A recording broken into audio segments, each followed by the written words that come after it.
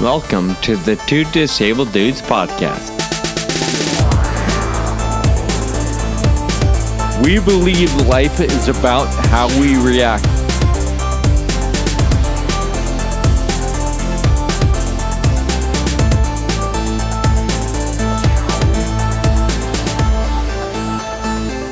All right, here we go. Thank you so much for tuning in today. We love having people actually listen to the show. My name is Sean. We're happy you're here.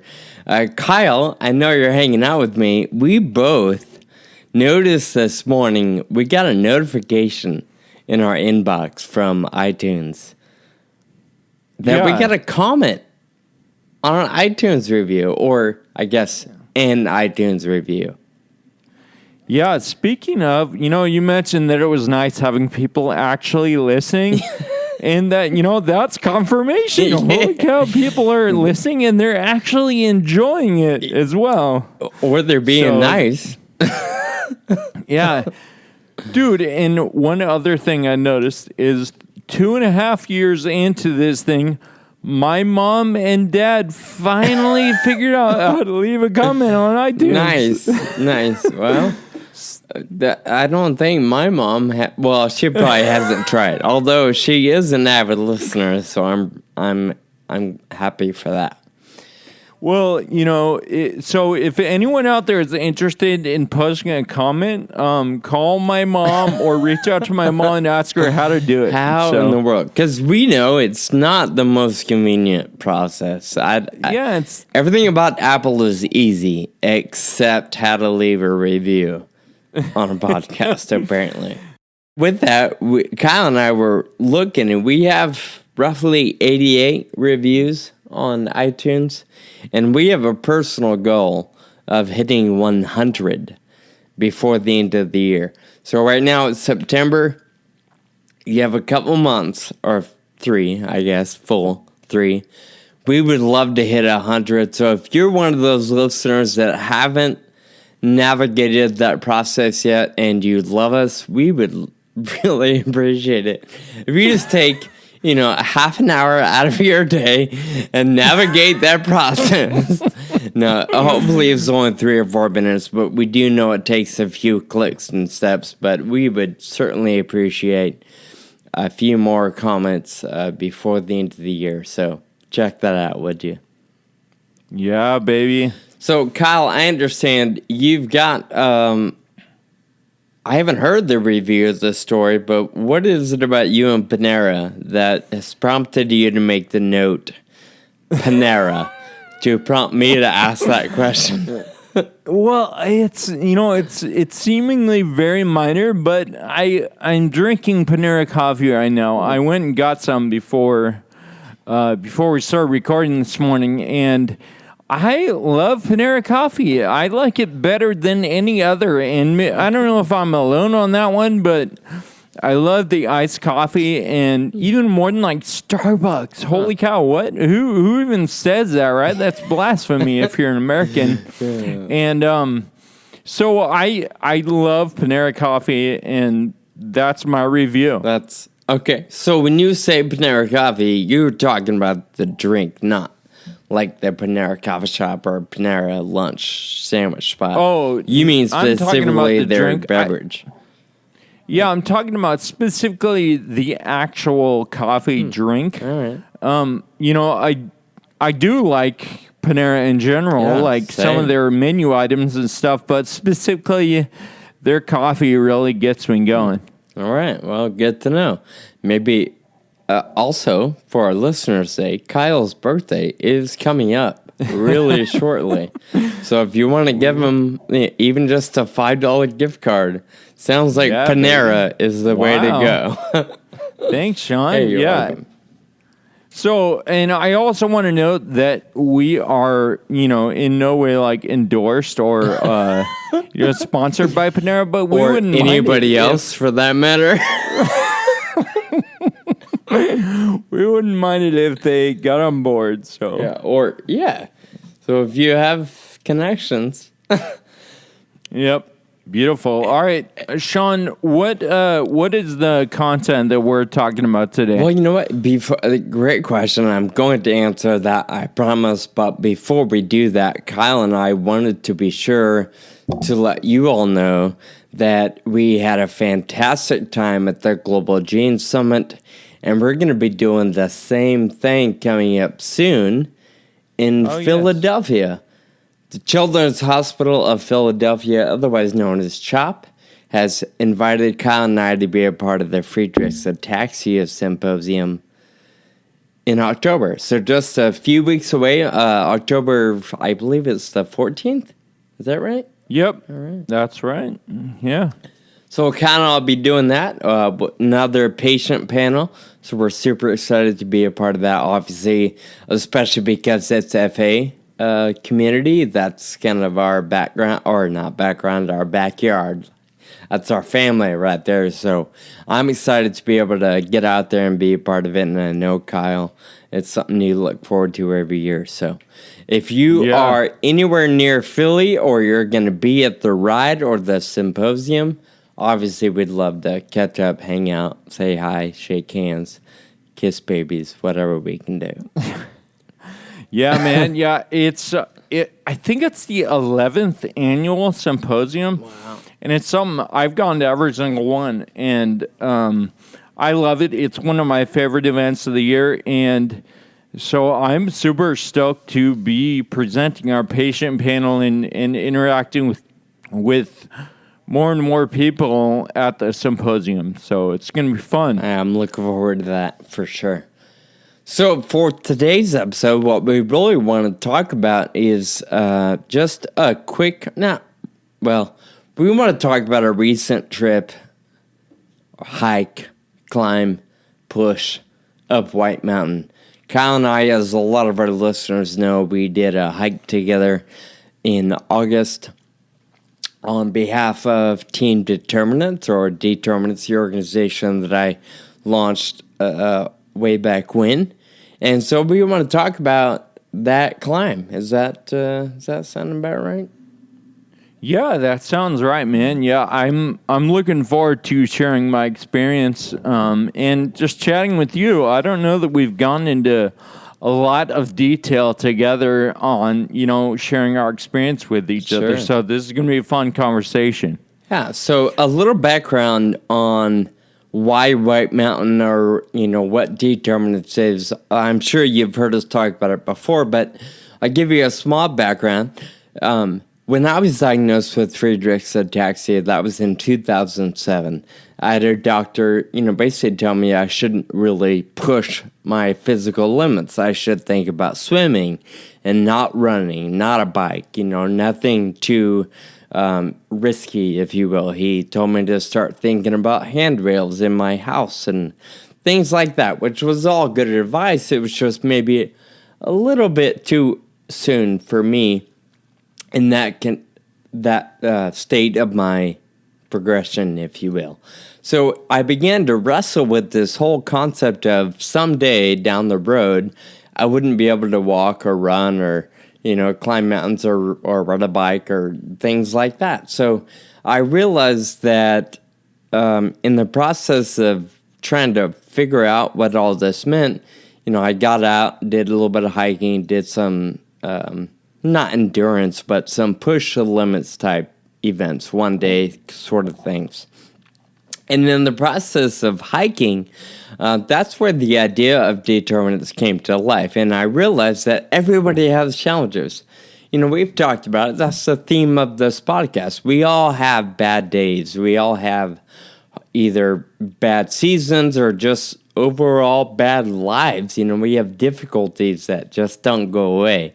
And Determinants came to life out of this notion that everybody wants to achieve, everybody wants to win, everybody wants to accomplish things, but whether it be disease or disability or finances or relationships, some things hold us back, and especially for Kyle and me, we realized that a disease or a diagnosis is going to be one of those things that constantly holds us back. So Determinants was born out of this desire to help other people overcome the barriers associated with disability and rare disease specifically. We want to help people overcome through athleticism and physical achievement. So basically, we want to help people cross finish lines and summit mountains. It's very similar to what the Pease Brothers talked about not too long ago. It's what their organization is doing. They focus on endurance sports, and we focus on maybe just one-day hikes or one-day little 5Ks or whatever a patient or an individual wants to do. Determinants is here to help them do those things. So, out of that, we started hiking. One of the things we do is hike mountains. And we got Hal to come along this year. We set out to hike White Mountain, which happens to be one of the California's tallest peaks. Determinants started a campaign last year to hike all of California 14ers. We thought, or I thought, it'd be easier than it is.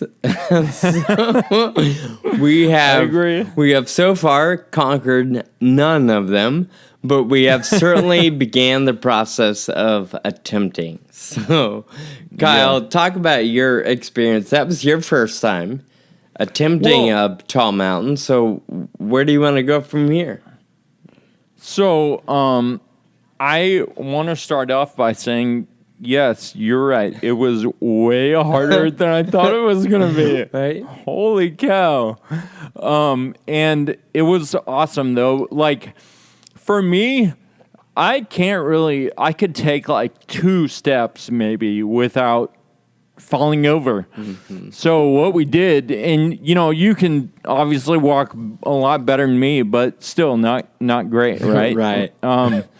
So what we did is we did it on cat trikes, and we did it on cat trike expedition trikes with mountain tires on them. And so that helped us get up the mountain. What we didn't realize was when you're going off-road on slick loose gravel and big boulders or big rocks, that the expeditions would not get great traction just because of the terrain and going uphill. And so it was truly a team effort. And because most of the time, especially when we were going uphill, we had a hand on the back, not pushing us up the hill, but making sure we're getting traction and providing a little boost, right? And so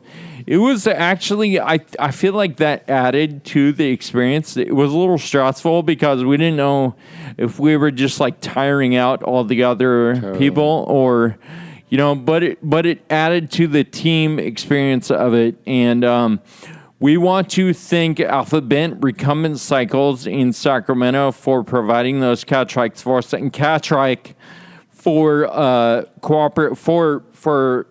collaborating with Alpha Bent in providing those cat trikes for us for the climb. Yeah, it definitely wouldn't have happened without them.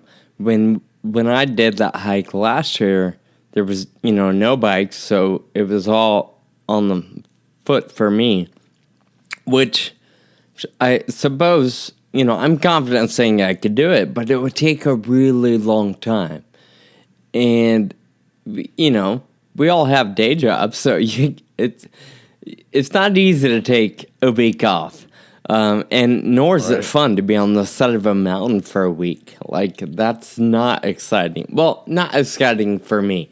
Some people love that, Well, yeah, so, Sean, speaking of that, let's kind of describe. I jumped ahead, and I want to describe though what it was like because it was, first of all, there was a sort of a Jeep trail all the way up, like basically a single track Jeep trail. Like you could only fit one car going up, right? But you could drive like a really good off-road vehicle all the way to the top of the mountain, right? So that's what the trail looked like. It's not open like to the public for that, but there is a trail that is off limits except for, I think, some research and government type vehicles. So it's not like Kyle and I or you could go drive up there, but it is possible. Right. And so the first night we camped at a drive-up campsite. And that was at like 9,000 feet or so, right? Yeah, 8,000 something. So even at 8,000, my breathing started. Like, I didn't even sleep that well that night because I didn't feel like I could breathe as well as I normally do, you know? So, and it started getting cold too at that elevation. So we camped that night, like right next to our car, so that was pretty easy. But then the next night, first of all, in the morning, we drove about 2 hours to the trailhead, right, on a dirt road.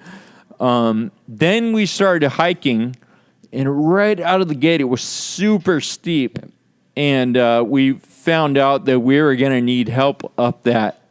And so, started pushing and inching along, and I feel like for me, that first hill was insane because I didn't realize how much the altitude was affecting me until I went about a quarter mile and I felt like my lungs were going to explode and I was about to pass out. Like, yeah, it was nuts on that first hill right there. Yeah, certainly part of what causes a trip like that to take time is you either move slower or you rest more often than what you're used to, simply because we don't live in Colorado. It takes a little while to get used to that thinner air. So that by itself was time consuming.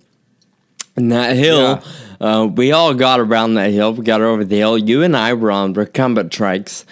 Kyle's dad, Mike, was with us, and he was on an upright mountain bike.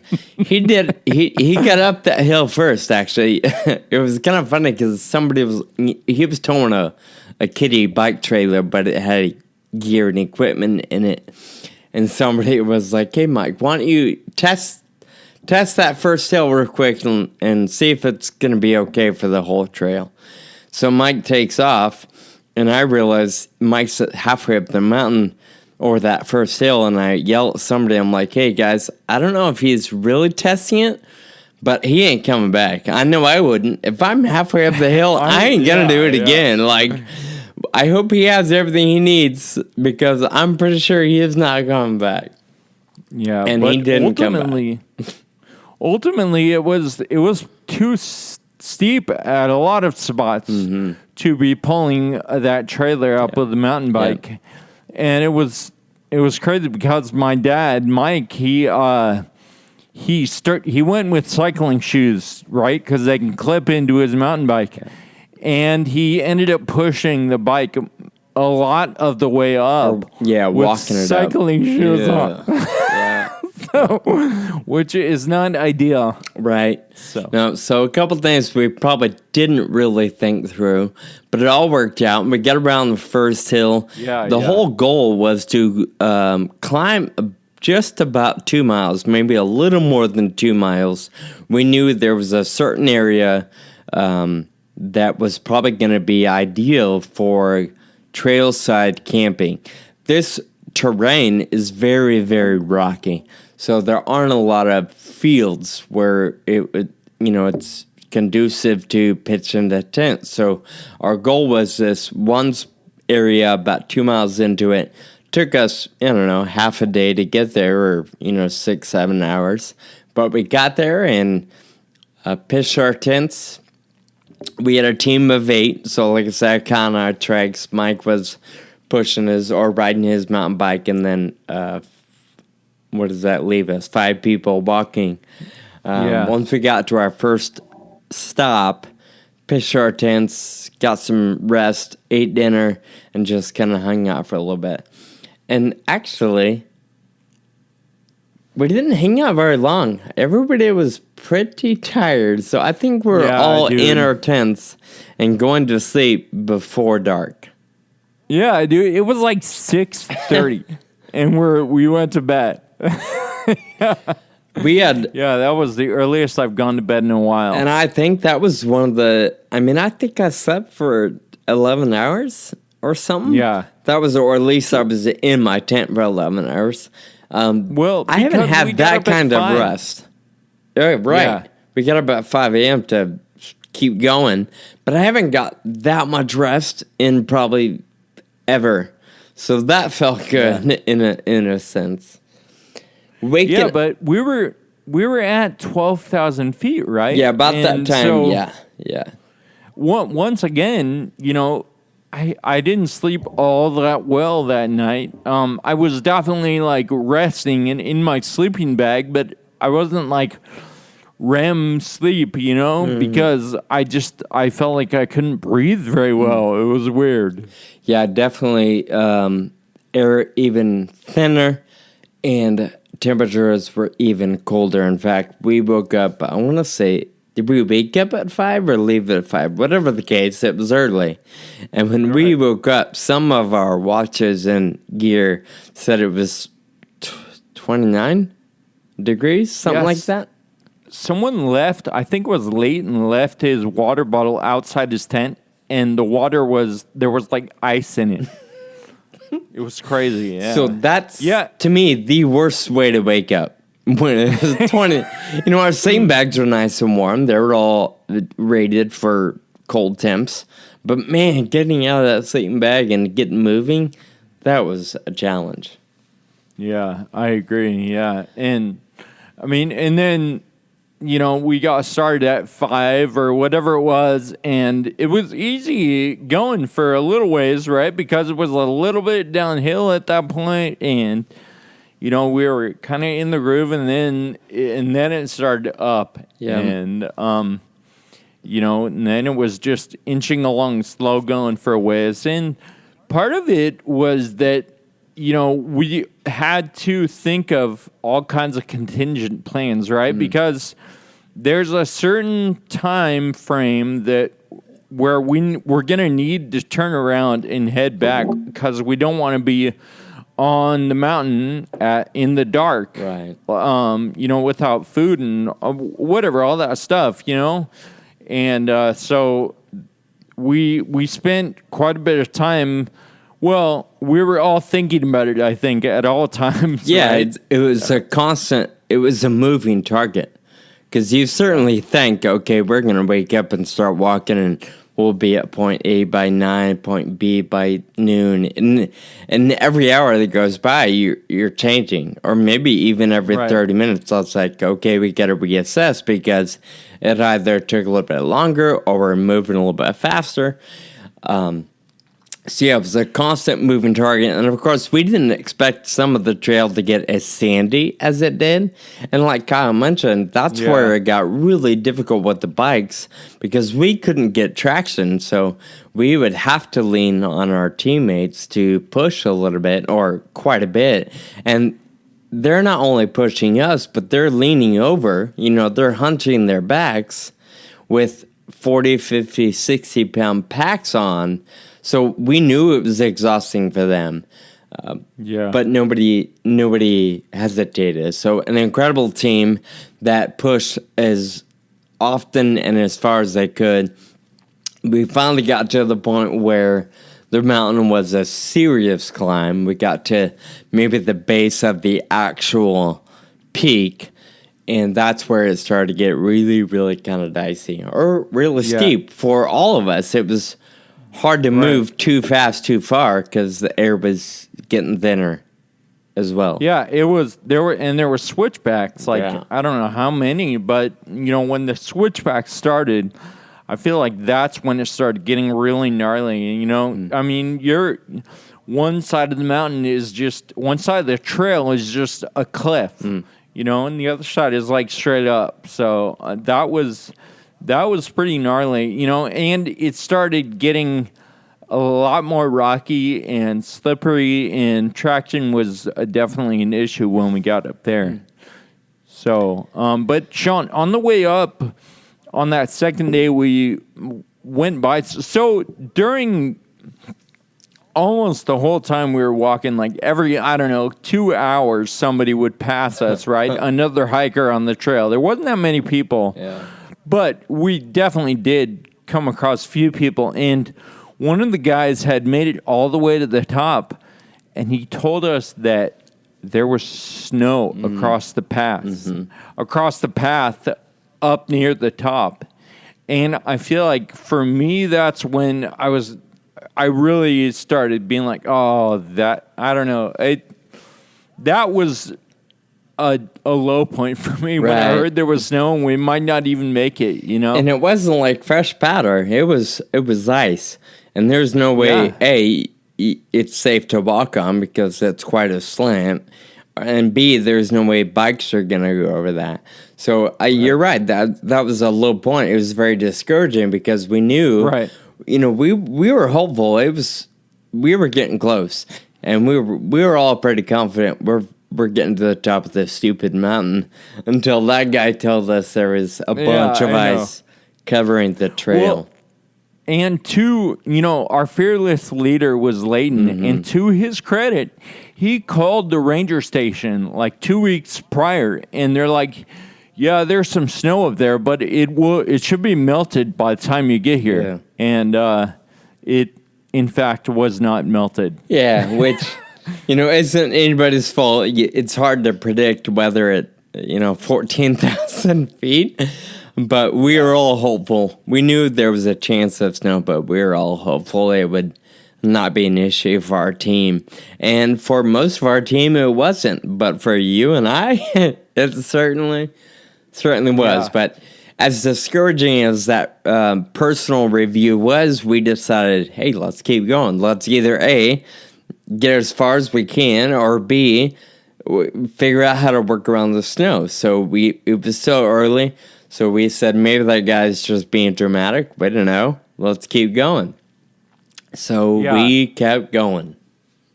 Yep. Hey, dude. And so we got to like 13,000 feet or something. And I just remember like thinking, this is crazy because it was noon, broad daylight in California.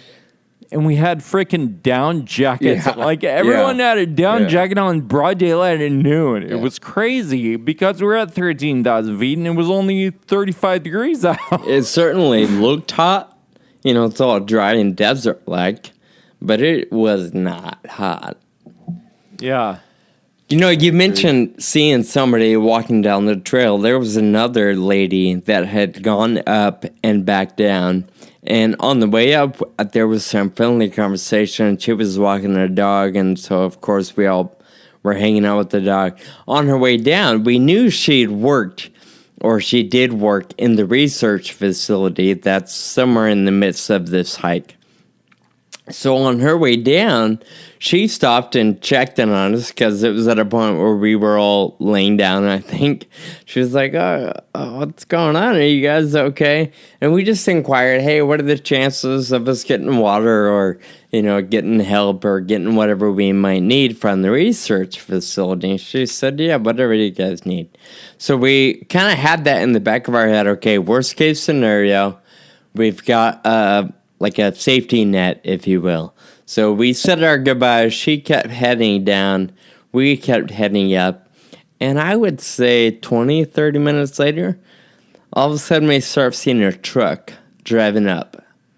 And it turns out she knew who the driver was. She, this unrelated, but the truck was making his own trip up to the top of the mountain.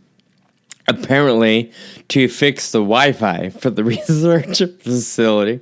So he's driving up. He comes across us, and he's like, hey, I'm friends with the girl. I'm forgetting her name right now. Whitney.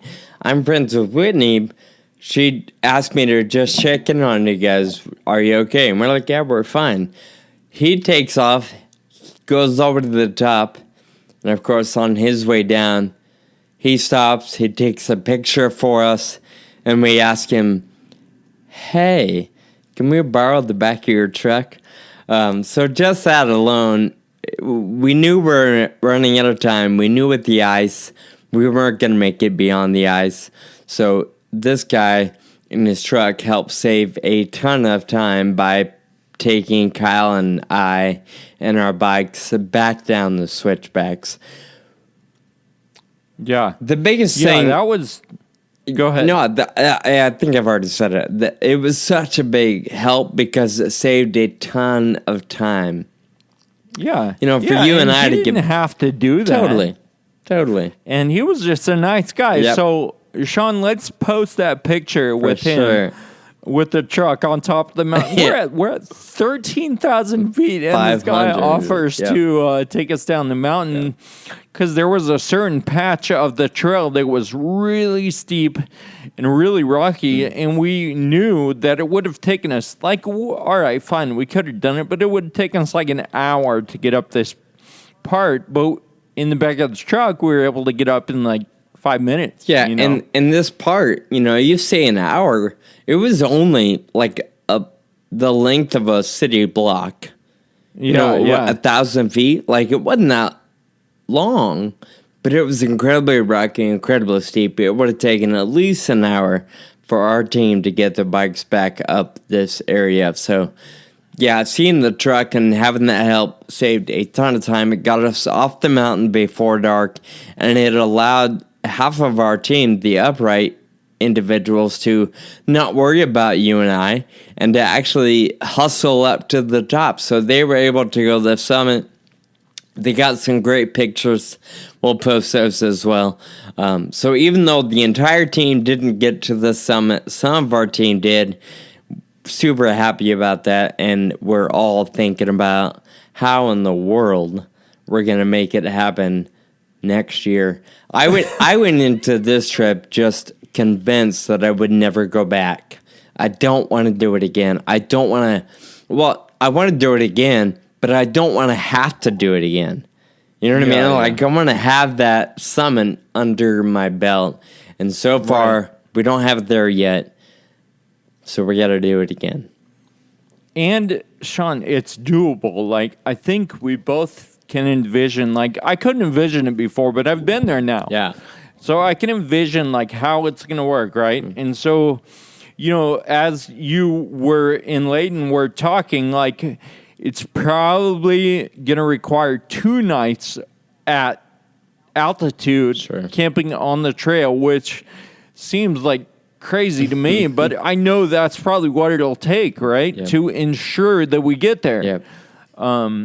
And I say but I'm not absolutely committed yet. I'm teetering that way. Yeah, no, it's I have to admit, it's a chore. But you know what? Even though we didn't make it, just being up there was so cool, man. It was it was another world, and the views were amazing, and just being there was holy cow, we got ourselves here. Yep. That was a neat experience, and I love doing stuff like that. I've experienced that a few times in my life. One of them was when I was at the Great Wall of China, standing on the Great Wall, just going, what in the world? How did I get here? And, that's how I felt when I was up there. I love it. Thank you for making it happen. Of course, thanks for joining us. And I think that's what we talked about recently in another episode. I think life is meant to be lived when you're living outside those limits or you're pushing your limits. And that's what we did. Yeah, the ultimate goal was to stand on top of that mountain. We didn't get there, but holy cow, we got to 13,500 or something like that, roughly. Further than I've ever been on bike, foot or bike. 13.8, man, come on. Whatever it was phenomenal. And not to discourage anybody, but the way I look at it for people like Kyle and I wouldn't do it if it wasn't for the diagnosis. And I know plenty of people that are perfectly able, and they'll never even think about it.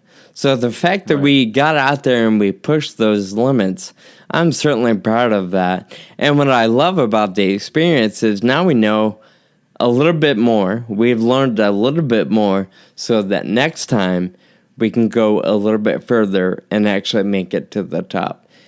Yep. And a huge, valuable lesson for me as maybe the guy behind the Determinants brand. I feel a little more confident in taking people I don't know up to the top of that mountain. You know, for somebody like you, Kyle, you've got FA and you're disabled, but I wasn't terribly worried about you. Yeah. Not in terms of ability, but like if you hurt yourself, that's on you. Like, we're friends, like, I'm not worried about it. If I were to take a stranger up under the umbrella of Determinants and they get hurt, I feel like that's on me, you know? Yeah. So I certainly appreciate the overall experience, and I think it better prepares Determinants to succeed and actually help in these areas that we kind of preach that we want to help in. And so I value those experiences. Yeah, Sean, as we sort of start to wrap up this episode, another thought that I've had a lot since coming down from the mountain is that it's so valuable to have a goal and to have, the goal of Determinants is way bigger than White Mountain, right? Totally. And all of us on the team, we're so focused on that goal that, benefiting other people with disabilities and helping people accomplish things in their lives. And everyone's so focused on that there was never, ever a conflict. Everyone was having a good time knowing that they were contributing to the cause. Even if we didn't make it, they knew we were on our way to benefiting other people, and that's really what drove the team. Yeah. I think that's a really, really great thing to take down. Yeah, there was a very clear mission, and everybody was bought in. And beyond the 8 people that were on that trail, we had, I don't remember the number, we had over 80 or maybe over 70 people donate to the cause. So I do want to give a shout out to the folks that helped make it happen. Maybe you weren't on the side of the mountain with us, but you certainly made it feasible.